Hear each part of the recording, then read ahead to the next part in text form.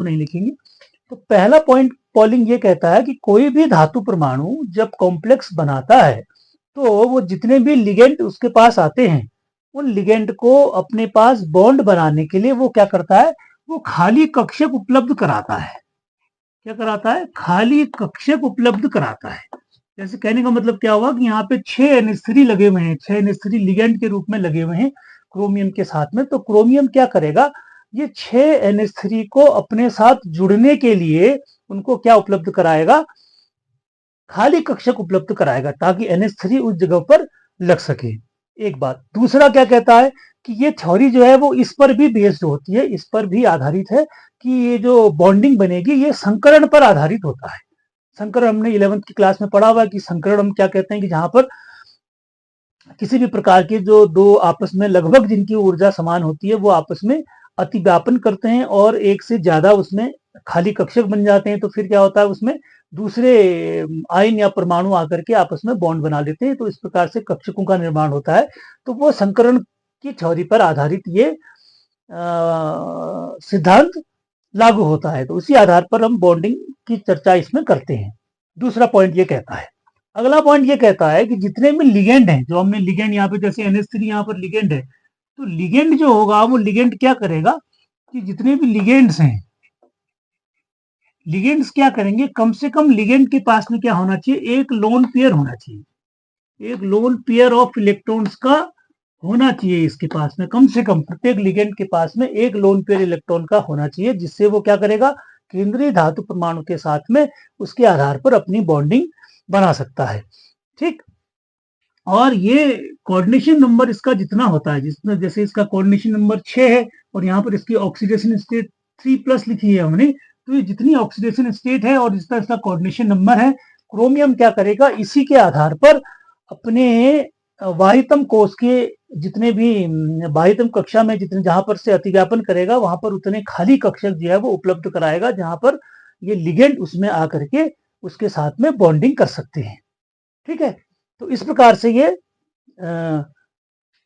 ये थ्योरी जो है कॉम्प्लेक्सेस में बॉन्डिंग को डिफाइन करती है। इसके साथ एक और इंपॉर्टेंट बात ये बताता है कि वो ये बताता है कि अगर किसी भी धातु परमाणु का चुंबकीय गुण भी बताता है, चुंबकीय गुण की व्याख्या भी करता है, गुण की व्याख्या भी करता है। ठीक है। कि कोई धातु कोई संकुल चुंबकीय होगा, प्रतिचुंबकीय होगा या अनुचुंबकीय होगा, मतलब डाई मैग्नेटिक होगा कि या पैरामैग्नेटिक होगा। अगर किसी में ऐसा करने के बाद जब कॉम्प्लेक्स का निर्माण हो जाता है तो कॉम्प्लेक्स के निर्माण के बाद में यदि उसमें इलेक्ट्रॉन खाली रह जाते हैं, कोई कक्षक यदि खाली हो जाता है, खाली रह जाता है या अनपेयर्ड रह जाता है, खाली का मतलब अनपेयर्ड यदि रह जाता है तो वो कैसा हो जाएगा, वो अनुचुंबकीय हो जाएगा। अनुचुंबकीय हो जाएगा यदि वो कैसा होगा, अनुचुंबकीय हो जाएगा यदि कैसा रहेगा, अनपेयर्ड रहेगा। ठीक है। और यदि उसमें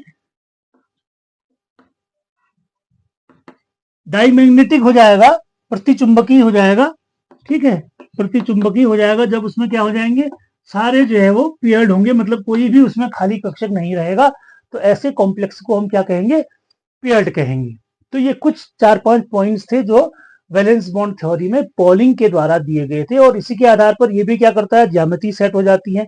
इसमें भी अगर माना 6 नंबर का हमारा कोऑर्डिनेशन नंबर 6 है तो इसकी ज्यामिति कैसी हो जाएगी, ऑक्टाहेड्रल प्रकार की इसकी ज्यामिति हो जाएगी। अब ये जो एक एग्जाम्पल हमने यहाँ पर लिखा हुआ है हेक्साएमीन क्रोमियम थर्ड करके, इसकी हम एक संरचना बना के देखते हैं कि इसको हम कैसे इस वैलेंस बॉन्ड थ्योरी के आधार पर हम कैसे इसको डिफाइन करेंगे, कैसे बनाएंगे, कैसे बनेगा ये, कैसे इसमें संकरण होगा, इसके बारे में हम देखते हैं। जैसे यही हमने लिखा हुआ है, तो ये मैं फिर से लिख देता हूँ इसको, बड़ा सा थोड़ा सा दिखेगा आपको, ACrNH3 3+। इसका जो नाम है यूपीएससी नाम, इसको हम लिखते हैं हेक्साएमीन। हेक्साएमीन हो गया ना, 6 है, NH3 है तो कितना हो जाएगा, हेक्साएमीन हो जाएगा क्रोमियम थर्ड। ये इसको पढ़ा जाता है क्रोमियम थर्ड, मतलब इसके ऑक्सीडेशन स्टेट को देख करके कहा जा रहा है। अब यहाँ पर आप देख रहे हैं क्या लिखा है हमने, 3+ लिखा हुआ है। तो पहले हम यहाँ से शुरू करते हैं। क्रोमियम कितना होता है, 24 होता है। ठीक है। क्रोमियम 24 का यदि आप इलेक्ट्रॉनिक विन्यास बनाते हैं, जो हमने इलेक्ट्रॉनिक विन्यास बनाना सीखा है, तो उसके आधार पर यदि आप इलेक्ट्रॉनिक विन्यास बनाते हैं तो वो इस तरीके से आप इसको लिखते हैं 3D5 4S1, ऐसा आप लिखते हो। ठीक है ना, ये आप बाउ के प्रिंसिपल को लेकर के आप ऐसा लिखते हो। अब यहाँ पर क्या है, ये 3+ में लिखा है। 3+ का मतलब क्या हुआ, 3+ आया है। प्लस का मतलब आप जानते हैं, प्लस का मतलब होता है जब इलेक्ट्रॉन खोता है कोई परमाणु तब उसमें धनात्मक आवेश आ जाता है, और कितना आता है, जितने उसमें से वो इलेक्ट्रॉन को लूज करता है। तो यहाँ पर क्या हो जाएगा, ये तो क्रोमियम का हमने बेसिक लिख दिया। जब ये क्रोमियम 3+ में जाएगा तो 3+ करने पर हम इसको इस तरीके से लिख सकते हैं। 3+ हो जाएगा तो एक इलेक्ट्रॉन यहाँ से जाएगा, 5 इसमें है, 5 इसमें से कम हो जाएंगे, तो ये 3D3 हो जाएगा और 4S0 हो जाएगा। इसके आगे हम इसको भी लिख देते हैं 4P0। अभी 4P में भी आपके क्या है, इलेक्ट्रॉन 0 है। ठीक है, ये ऐसा इसकी संरचना बन जाएगी। जब ये 3D क्रोमियम 3+ ऑक्सीडेशन स्टेट में जाएगा तो वो इस तरीके से बन जाएगा। मतलब अब ये कॉम्प्लेक्स बनने की स्थिति में जब आएगा तो उसकी तैयारी जब करेगा तो वो इस तरीके से उसकी तैयारी करेगा। इसी की अगर आप बॉन्डिंग की इसके अंदर जब हम बॉक्सेस को समझते हैं तो आपको जानते हैं कि बॉक्स हम इस तरीके से उसको बनाते हैं। अभी इलेक्ट्रॉन्स हैं, 3 इलेक्ट्रॉन्स को हमने ऐसा दिखा दिया, ये 0 हो गया, ये भी 0 हो गया। अच्छा, ये हमारा 4S वाला हो गया, ये हमारा 4P वाला हो गया। ठीक है ना, ये सब क्या है, 0 है। 4S है, ये 0 हो गया 4S, और ये 4P भी हमारा 0 हो गया। ठीक है, और ये हमारा हो गया 3D3 हो गया। ठीक, ये हो गया। अब आप इसमें देख रहे हैं कि आपको कितना चाहिए, आपको चाहिए इसमें 6 कक्षक आपको चाहिए। 6 कक्षक आपको इसमें, क्योंकि NH3 आपके पास 6 हैं, तो जैसे ये थ्योरी बताती है, थ्योरी क्या कहती है कि वैलेंस बॉन्ड थ्योरी के अनुसार जो भी कॉम्प्लेक्स अगर किसी के साथ में इस तरीके से बनाएगा तो वो जो केंद्रीय धातु परमाणु है वो क्या करेगा, खाली कक्षक उपलब्ध कराएगा। ठीक है ना, तो खाली कक्षक समान ऊर्जा के, और वो भी किसके द्वारा, संकरण के द्वारा उपलब्ध कराएगा। ठीक है, संकरण के द्वारा उपलब्ध कराएगा। तो ये हमने इसकी ग्राउंड स्टेट दिखा दी। ठीक, 3D3+ में अब जब ये कॉम्प्लेक्स बनाने को राजी होगा तो इसकी अगर हम संकरण वाली स्थिति को दिखाते हैं तो ये जब संकरण करेगा तो कैसा करेगा, संकरण करने पर आप जानते हैं, तो अभी इसको हम यहाँ इधर वाला नहीं लिखते हैं, हर वाला केवल उसी को लिखते हैं। तो इसके हम ये 3D3 के जो 3 है इसको हम एक साथ लिख देते हैं। ठीक है ना, अब यहाँ पर क्या हो गया, ये 3D इसमें कितने आएंगे आप बताइएगा, ये कितने हो गया, ये 3D के 2 इलेक्ट्रॉन आ गए, 2, ये 4S हो गया और ये 4P हो गया, ये 5 हो गया। ये तो ये पांचों क्या करेंगे, आपस में ये संकरण कर लेंगे। ठीक है, 1 2 3 4 5 6 हो गए, 6 कक्षक आपस में क्या कर लेंगे, संकरण कर लेंगे। तो ये संकरण करके क्या होता है, संकरण में जानते हैं ना क्या होता है, संकरण में क्या होता है कि बड़ी ऊर्जा यानी कि कम ऊर्जा और अधिक ऊर्जा वाले जब संकरण करते हैं आपस में तो वो क्या बना लेते हैं, वो एक समान ऊर्जा वाले कक्षकों में चले जाते हैं, एक समान ऊर्जा के कक्षक बना लेते हैं। अब हम क्या करेंगे, ये हमने संकरण कर दिया, अब हमने ये बनाना है, कॉम्प्लेक्स बनाना है। तो कॉम्प्लेक्स को यहाँ पर हम लिख देंगे, हमने कॉम्प्लेक्स बनाना है क्रोमियम CnH3 6 हो गया, 3+ हो गया। अब इसकी संरचना जब हमको बनानी है तो हम कैसे बनाएंगे, ये जो हमको लिखा है इसी को फिर से हम लिख देते हैं, लास्ट वाले को। ये 3D तो ऐसा ही लिख दो आप, 3D3 तो ऐसा ही आ जाएगा, ये खाली हो जाएगा। और इसके बाहर वाले जो दिख रहे हैं आपको, ये 6 कक्षक जो आपके बाहर के आएंगे,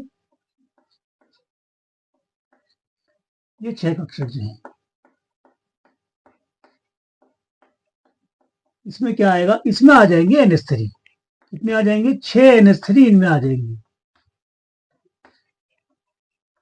इन 6 के 6 में आप इसमें NH3 लिख देंगे, 1 2 3 4 5 6, 6 के 6 आपकी इसमें NH3 आ जाएंगे। तो ये आपका कॉम्प्लेक्स बन जाएगा।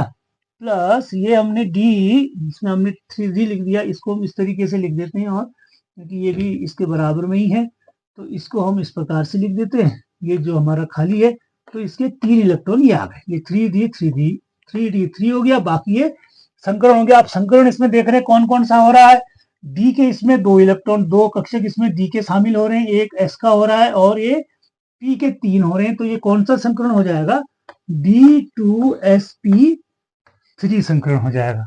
कौन सा संकरण हो जाएगा, D2sp3 संकरण हो जाएगा। इसके साथ साथ और क्या हो रहा है इसमें, इसमें एक बात ये भी हो रही है कि यहाँ पे कक्षक जो है वो 3 कैसे हो गए, अनपेयर्ड हो गए। अनपेयर्ड हो गए तो ये जो कॉम्प्लेक्स बनेगा ये कॉम्प्लेक्स कैसा बन जाएगा, ये अनुचुंबकीय कॉम्प्लेक्स हो जाएगा, अनुचुंबकीय कॉम्प्लेक्स बन जाएगा। तो इस प्रकार से हम वैलेंस बॉन्ड थ्योरी के आधार पर किसी कॉम्प्लेक्स में कैसे बॉन्ड बनेगा, कैसी उसकी, और ये कैसा बनेगा, D2sp3 की अगर आप संरचना देखेंगे तो ये ऑक्टाहेड्रल प्रकार का संरचना इसकी बनेगी। ऑक्टाहेड्रल मतलब इस प्रकार से बन जाएगा, छोटा सा बना दे हम तो